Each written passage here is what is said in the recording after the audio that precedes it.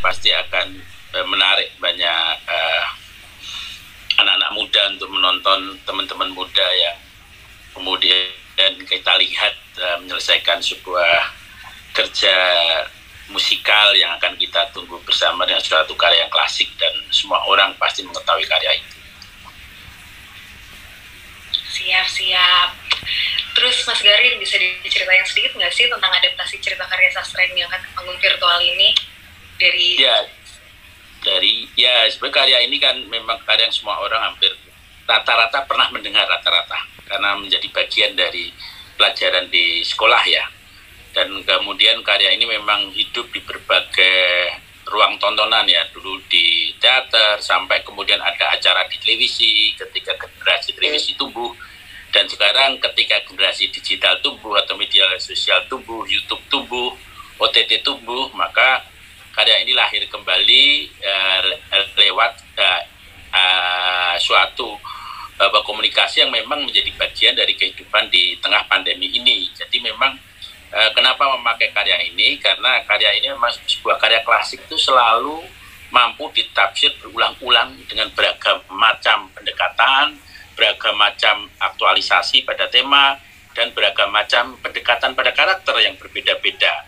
Karya klasik seperti Ramayana misalkan itu ditafsir berkali-kali, berjuta-juta kali oleh para sutradara teater atau film atau tari ya. Demikian juga karya Siti Nurbaya ini, dan karya Siti Nurbaya yang paling penting itu kalau karya-karya luar biasa itu kan sederhana tapi kompleks. Sederhana itu cinta segitiga kayak Ramayana itu kan juga sederhana tapi bisa melahirkan tafsir dan imajinasi yang beragam. Jadi kita mengambil karya ini untuk penghormatan pada karya-karya yang menjadi pelopor karya-karya novel modern, untuk juga generasi muda mengetahui bagaimana sebuah nilai-nilai pada karya-karya novel zaman itu sangat-sangat vanguard ya, tentang perempuan, tentang pendidikan, bahkan ending yang mati semuanya, meninggal semuanya sebagai suatu kritik gitu misalkan terhadap identitas dan sebagainya.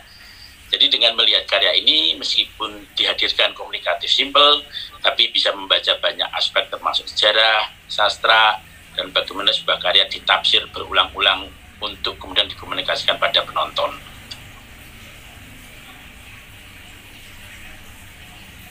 Halo? Menafsir dengan berbagai macam cara. Salah satu adalah waktu, periodisasi.